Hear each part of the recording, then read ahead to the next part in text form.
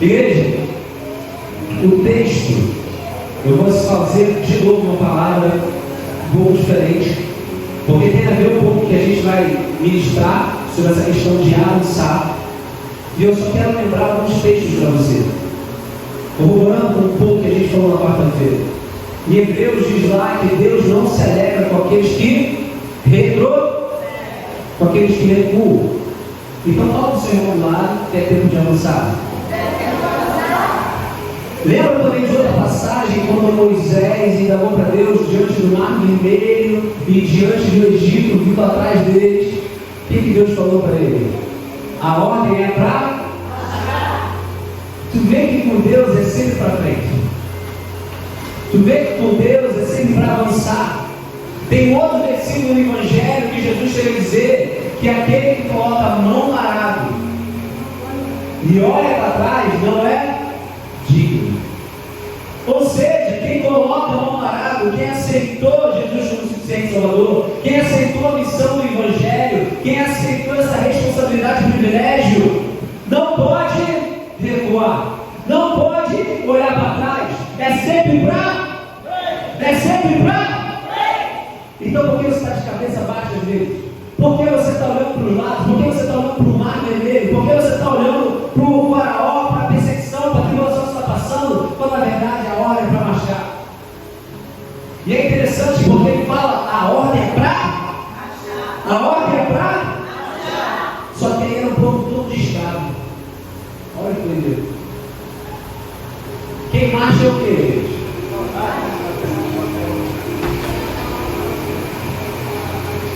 Deus já vê eles como um exército, mas eles se viam como escravos.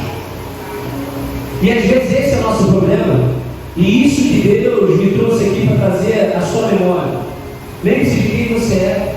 Pare de se tratar como escravo, como na verdade Ele já te libertou. Pare de se ver como vitimista da situação, quando Deus te chamou para ser um protagonista da sua história. Quando Deus te chamou para fazer obras maiores. Quando Deus te chamou para fazer coisas grandes e novas que não sabe. Mas para isso é necessário avançar. Não é tempo de ficar parado. Não é tempo de recuar. É tempo de avançar. Então pergunta ao seu irmão lá, você vai avançar?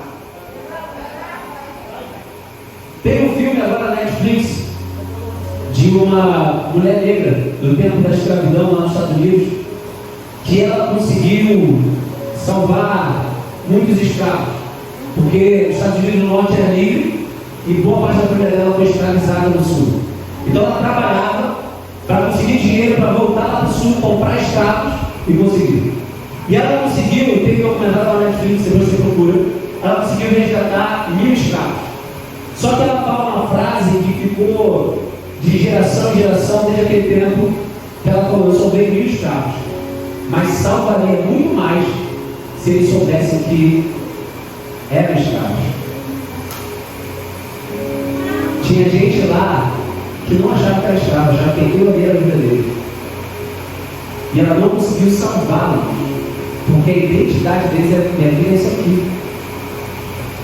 E não é triste você querer salvar alguém que está conformado com aquela vida ali? Não é triste você falar: Deus tem obras novas para você, Deus quer transformar a tua vida. Não, mas eu quero isso aqui. E essa frase entrou no meu coração porque ela queria salvar muito mais, mas ela não conseguiu, porque ele se identificava com o estado que queria aquela vida. Será que esse é você essa manhã? Está conformado com a tua situação, está conformado com o que a vida te deu, está conformado com aquilo tudo que aconteceu com você, e você tem deixado isso te definir. Quando Deus veio te chamar para a liberdade, quando Deus fala que tem planos de paz e prosperidade e um futuro de esperança, quando Deus tem tantas promessas e o povo de Israel foi escravizado tantas vezes, mas em todos eles foram libertos. E todos eles conseguiram se levantar como honrar a Deus. E hoje Israel é uma potência mundial. Então, querido, a questão é a seguinte: que situação nós temos se conformado quando na verdade é para avançarmos? Mas você fica: mas minha vida é essa aqui, eu tenho isso aqui, sempre foi assim, é aquela coisa da Gabriela, né? Vamos quebrar o espírito da Gabriela agora, em nome de Jesus. Porque, gente, se vocês puderem anotar essa, para ir além, não podemos fazer mais do mesmo. Deus não faz tempo novo para quem tem atitude velha. Deus não faz tempo novo para quem tem atitude velha. Não tem como irmos além, não tem como avançarmos, não tem como conquistarmos, não tem como irmos no próximo nível, fazendo mais do mesmo. Albert Einstein fala uma frase também que é boa, que ele fala: loucura é você fazer as mesmas coisas esperando resultados diferentes.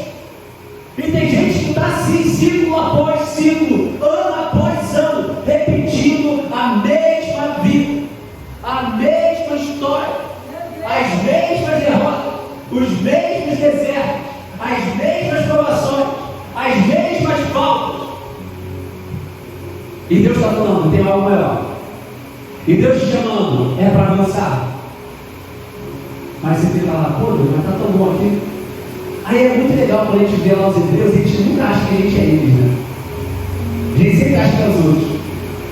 E às vezes é você que está por lá reclamando: ah, Deus, queria ficar no Egito, era tão mais fácil, né? E murmurando, e aí as coisas não acontecem. Então, querido, não tem como avançar para o próximo nível com o mesmo modelo mental do passado. Não tem como avançar para o próximo nível com o mesmo modelo mental do passado. Sabe, a primeira coisa que tem que mudar na tua vida é a tua mentalidade. Repita comigo: mentalidade. Romanos 12 fala: não vos conformeis com este mundo, mas transformai o vosso entendimento, para que saibais qual é a tua perfeita e agradável de Deus. Ou seja, 2 pontos aqui: eu não posso me conformar. Fala: eu não posso me conformar. Você não pode se conformar, porque se você já está conformado, adivinha, você vai viver essa vida. Então você tem que ser um inconformado. E, gente, Deus tem me colocado como inconformado em toda a minha vida. Eu fico inconformado com várias questões da minha vida. Eu fico inconformado de ver a igreja às vezes fazer e falar: não, tem que fazer uma coisa, tem que ser um inconformado. Mas tem gente que se conforma, a igreja assim, está tudo bem. Tem gente que vive uma escassez, não, mas está tudo bem, estou conformado com isso. Tem gente que vive uma vida de graça e fala: não, mas está tudo bem, estou conformado com isso.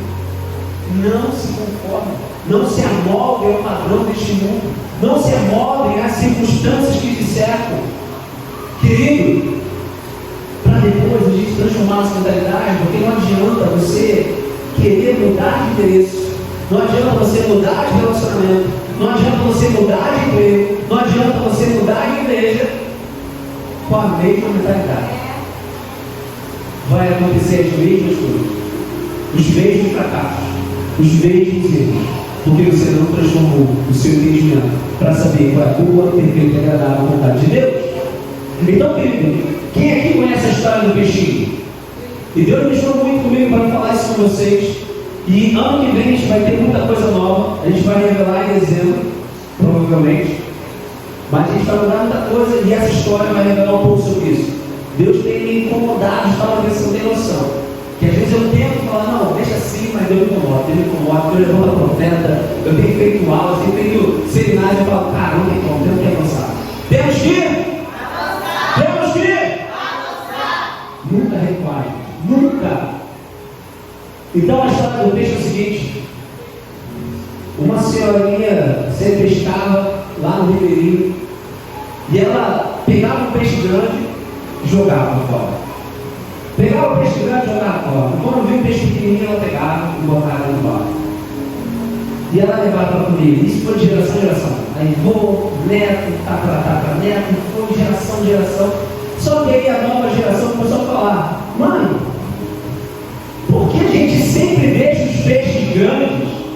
A gente sempre pesca e deixa eles no lago, a gente deixa eles no rio, e a gente só pega e leva os peixes pequenos.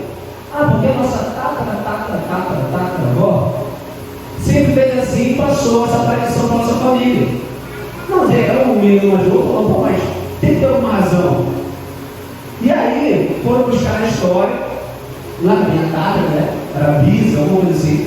Chegaram nela, ela estava viva, e falaram: olha só, o seu tataraneto está aqui perguntando, e cara, Por que a gente deixa o peixe grande e não pega o peixe pequeno? A gente só pega o peixe pequeno. E ela falou: ah, minha filha, é porque a panela que a gente tem na casa é pequena. Então, o peixe grande não caberia, então a gente sempre deixava. E eu passei isso com meus filhos, por causa da panela pequena. E foi passando de geração em geração, então eles perdiam grandes oportunidades de comer mais, de comer bem, por causa da panela, a maldita panela pequena. O que eu quero dizer com isso? Às vezes você está aceitando o formato dos outros, que você tem que viver uma vida pequena e medíocre, que é isso que é a sua vida, e acabou, e vai passando de geração em geração, e você vai pensar por quê? Mas existem pessoas inconformadas que falam: ei, por que eu não posso ter um peixe grande? Ei, por que eu não posso coisas maiores? Se eu leio a Bíblia, é que ele promete, ele prometeu algo maior. Então pare de andar em formatos do homem, pare de andar em formatos de sociedade, rótulos, quando na verdade você tem o que a Bíblia diz que você tem direito, você é o que a Bíblia diz que você é. E às vezes, igreja, nós estamos repetindo o erro por causa de tradicionalismo. Tradicionalismo é a fé morta daqueles que vivem. Tradição é a fé viva daqueles que morreram.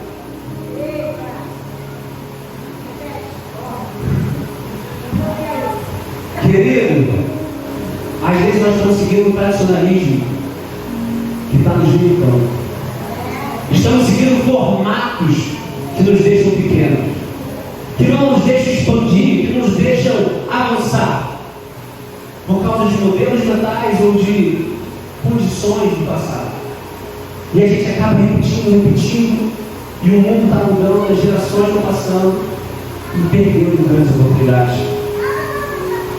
E eu fico pensando quantas oportunidades essas famílias perderam e perderam, quantos peixes, quanta fome eles teriam sanado, quanto de enfermidade de repente não teriam, ou outros problemas de saúde. O que eu quero dizer com isso? Às vezes o apego ao institucionalismo, o apego a formatos antigos, o apego a coisas antigas, a ídolos, a formatos, a liturgias, o que quer que seja, estão nos fazendo pensar pequeno. Quando Deus é um Deus grande, é um Deus infinito, é um Deus que não pode ser colocado numa panelinha, é um Deus que não pode ser colocado numa caixinha, é um Deus de coisas novas. Tem alguém comigo aqui? Estamos vivendo um novo tempo, igreja. E é necessário avançar, porque se estamos fazendo as mesmas coisas sempre e nada mudou, é hora de mudar. Se estamos fazendo as mesmas coisas sempre e nada mudou, tem uma coisa errada. Fala para o pessoa do seu lado, é hora de mudar. E a gente vai mudar com tudo, querido. Vamos mudar com tudo, vamos, igreja minha. Então eu quero falar a você que chegou o tempo de romper. Vou repetir, chegou o tempo de romper. Chegou o tempo de romper. Porque não se põe vinho novo em odres velhos. Não se põe remendo novo em roupa. Então temos que romper com coisas que nos limitam. Temos que romper com aquilo que nos prende. O que você tem que romper na sua vida para um milagre acontecer? O que você tem que romper para que grandes coisas aconteçam na nossa igreja, na nossa família, na nossa casa? Querido, assim como na gestação, a mulher chega o momento de parir, e ela vai romper ali o milagre. Há um momento de dor para a mulher orar. Mas se ela não quiser fazer isso, o que vai acontecer? O bebê vai morrer. Olha que bebê. Às vezes com medo da dor do processo. Às vezes por medo de gerar aquilo que Deus já colocou dentro de você, você prefere morrer do que passar por essa dor. Deus está falando com alguém aqui? É tempo de romper, querido. Romper com a ver com o teu ministério, que tem nada a ver com aquilo que Deus tem para você. Romper com amizades que mais te afastam do que te aproximam. Romper com o tradicionalismo que nos formata no pequeno ao invés de ver a grandiosidade de Deus. Por exemplo, um formato que a gente poderia dizer, antigamente falava que não tem estranho, não tem cura, não tem milagre, isso é lá de Atos, acabou. Era um formato de tradição passada. Aí a gente recebia, aí começa a indagar, ué, calma aí, mas na Bíblia está dizendo que tem cura. Não, mas está dizendo lá passado, a liderança falou que não tem mais milagre, não tem mais dons espirituais. Bater palma também não pode pecar. Pô, mas está escrito em Salmos aqui, bater palma, Senhor. Ah não, mas o que? A gente tem que viver, querido, a palavra. Então, querido, alguém comigo? Então deixa Deus gerar, mas quando Deus gera, quem quer que Deus gere algo maravilhoso na sua vida? Vai chegar o tempo de romper. A gente quer a gestação, mas não quer o rompimento. A gente quer a gestação, mas não quer a dor do parto. A gente quer o milagre sem dor, sem processo. A gente quer exaltação sem humilhação. É tempo de romper, igreja. É tempo de romper com tudo aquilo que está nos afastando do propósito. É tempo de romper com tudo aquilo que está nos afastando da boa, perfeita e agradável vontade de Deus. Você atrai quando bate palma, tá? Você atrai quando bate palma. Então, para bater palma para Jesus aí. Se você quer essa sua vida, diga amém, glória a Deus, manifeste isso aí para ele. Então, querido, é tempo de romper. Não disfarce desobediência de boas intenções. Vou repetir. Não disfarce de boas intenções a sua desobediência.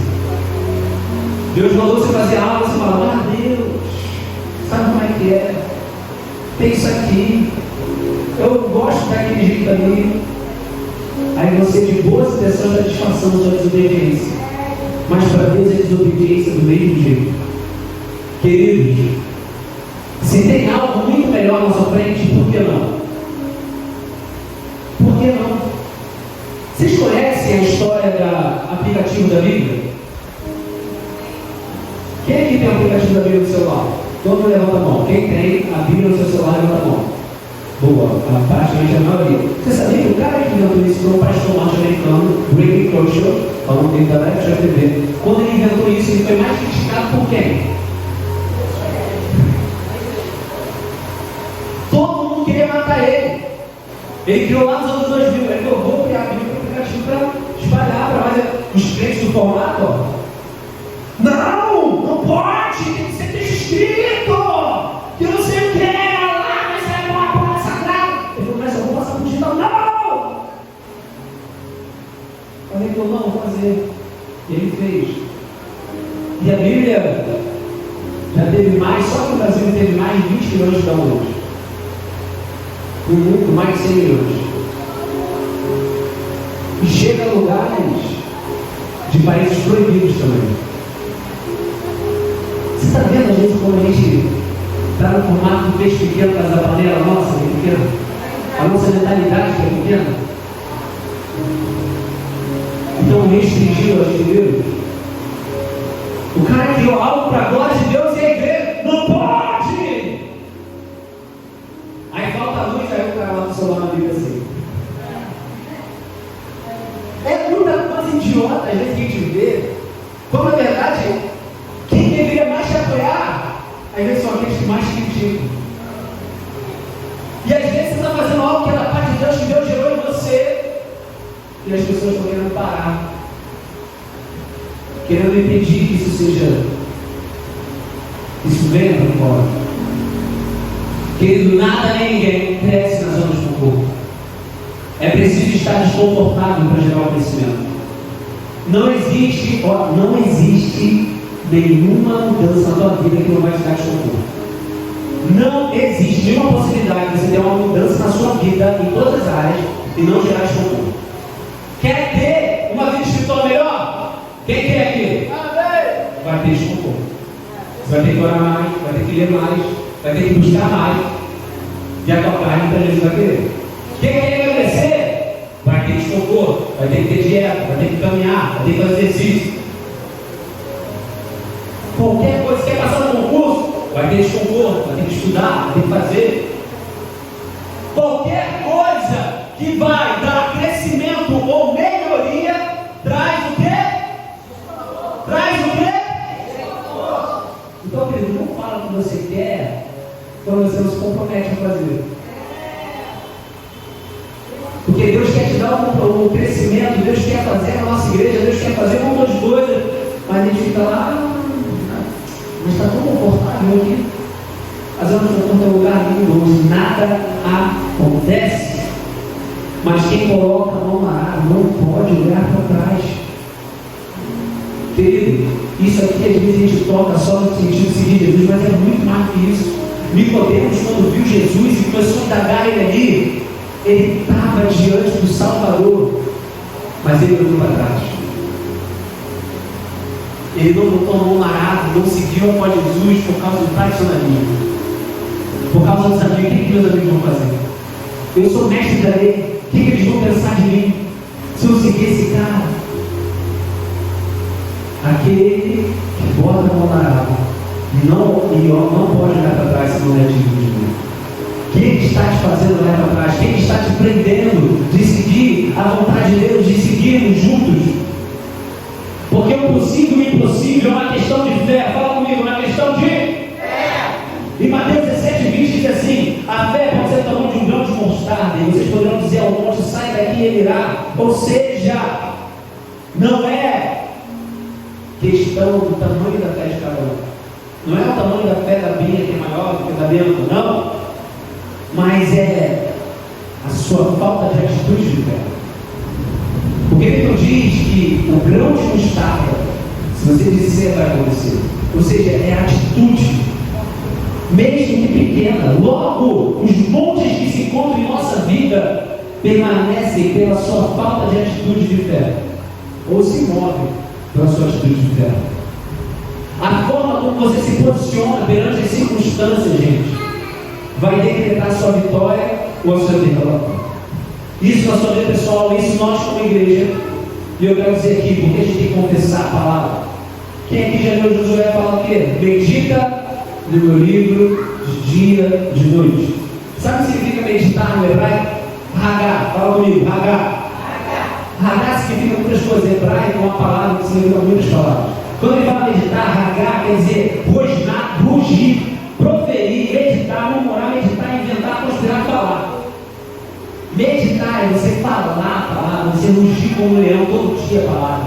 Então quando a gente lê aqui, a gente está meditando na palavra, porque você está professando a palavra. E isso está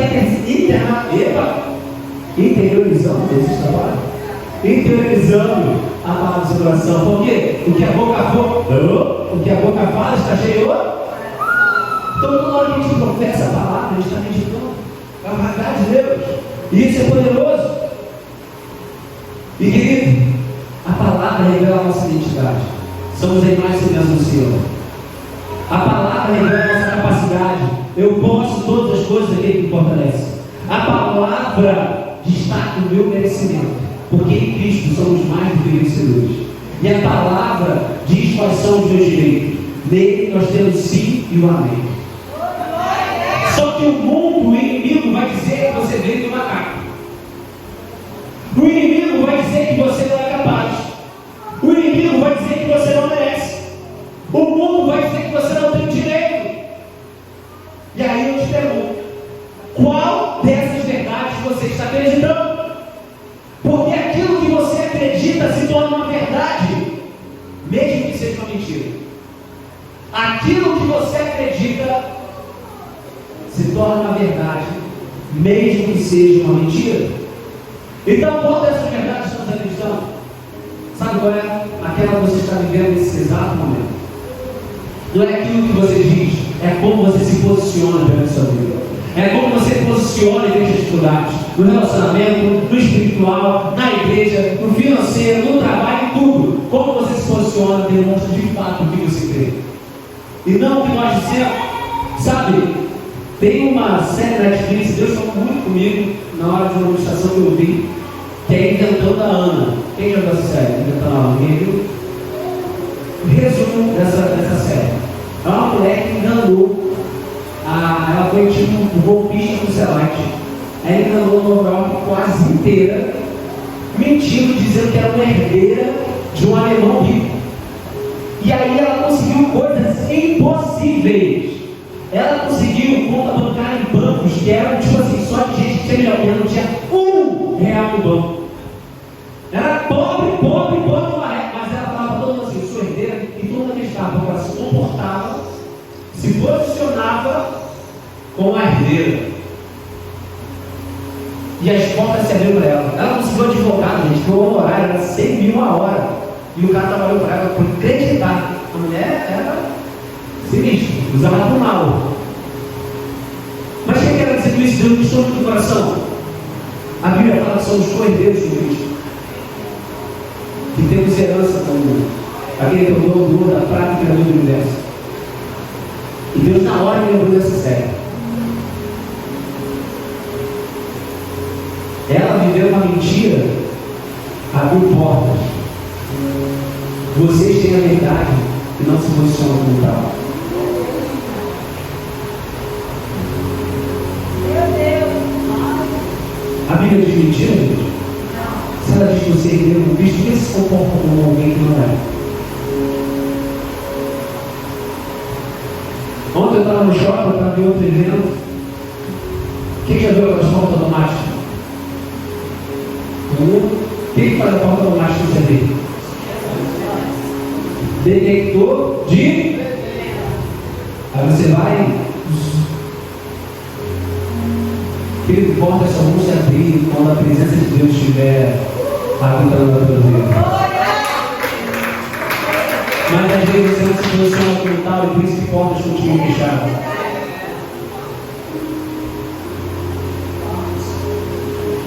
Aí vem o ímpio, se posiciona com uma mentira e portas se abrem para ele. E você e eu, que somos co-herdeiros com Cristo, Filho de Deus vivo, se comportamos como perdedores e não como mais que vencedores. Se comportamos como alguém que vem do macaco e não como alguém que tem mais de semelhança do Deus vivo.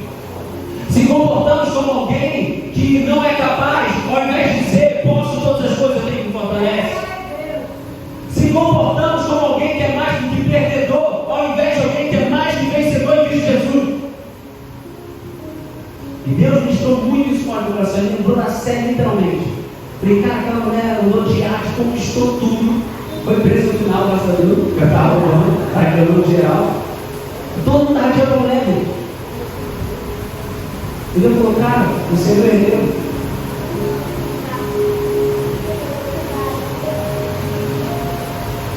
Aleluia! Você é minha herdeira. Você se comporta como alguém que não é. Deus está falando alguém aqui? Amém. Querido, você só conquista aquilo que é seu por direito.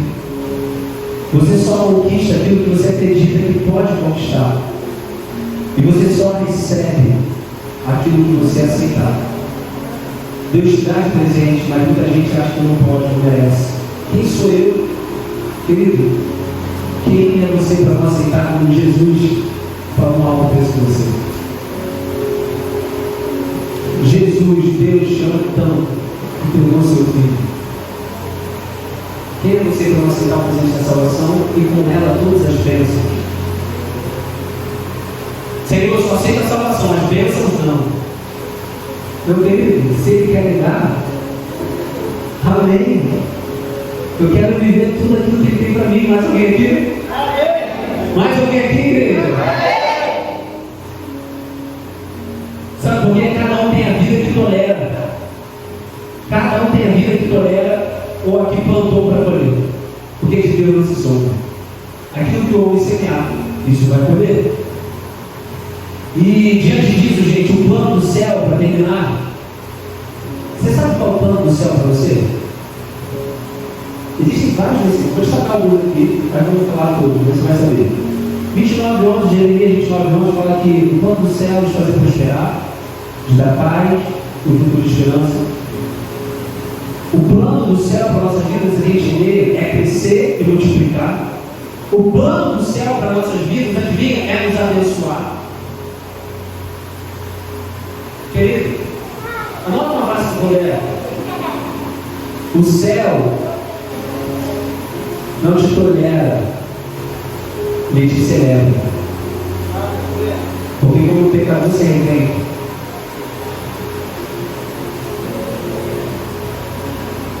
Deus se alegra com os seus. Só que às vezes a gente está com a imagem, o formato de Deus julgador, que Deus vai mandar para o inferno, que Deus é ruim, que Deus é que. Quando eu leio aqui, o plano do céu é de me abençoar, de me salvar, de restituir, de me fazer trabalhar, de pensar nas coisas do alto, de pensar em coisas que vai dar, de dar frutos e ser produtivo, que a nossa alegria seja completa. O plano do céu para a minha vida é bom, perfeito e é bom, perfeito e estou falando do fé. O plano do céu, não, do fé, o plano do céu para a minha vida é bom, perfeito e agradável. E eu recebo, Senhor. Glória a Deus. Agora, quer ver a má notícia? Ou seja, gente, sempre que eu não estou prosperando, sempre que eu não estou vivendo em paz, sempre que eu não estou crescendo, sempre que eu não estou avançando, sempre que eu não estou multiplicando, sempre que eu não estou restituindo, trabalhando, amando, eu não estou vivendo o plano do céu. Então, se eu não estou vivendo o plano do céu, gente, que plano você está vivendo?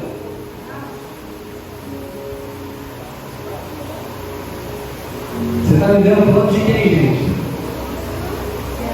Quando eu descobri isso, eu falei, Deus, quero viver o plano de coisa ruim, não. Porque o plano de coisa ruim é matar, destruir e roubar. É que você vive uma vida já viu aquela vida? É a tua vida com o diabo. É a vida com Deus vamos prosperar, de não sei o quê. Mas Deus, para mim esse plano é só cumprir os princípios. E querido, decrete a vontade do céu, toda palavra que sai da sua boca é um decreto. Sabe por que você é profeta nessa geração? E às vezes os cristãos que mais deveriam decretar palavras de bênção são aqueles que decretam palavras de maldição para a sua vida, para a sua família e para os seus filhos. Decrete a vontade do céu para a terra e não o cenário da terra para o céu. O decreto do céu é avançar, nunca recuar, como eu te disse. É para marchar e nunca parar. É para caminhar, porque é o caminho e não o lugar. Nunca foi sobre ficarmos parados. Nunca foi para recuarmos. Sempre foi para avançarmos. Sempre foi para crescermos. Sempre foi para multiplicarmos. Sempre foi para avançarmos. Porque toda palavra que nós dizemos carrega uma presença. Se Deus habita nos louvores, quem habita nas críticas e nas dúvidas? Querido, você pode estar a um passo, a um dia, a um clamor de viver o romper da sua vida. As suas palavras não são comuns. Elas são decretos poderosos em Deus. E essa é a palavra, uma parte da palavra que Deus vive. Porque o jogo da vida é 100% espiritual.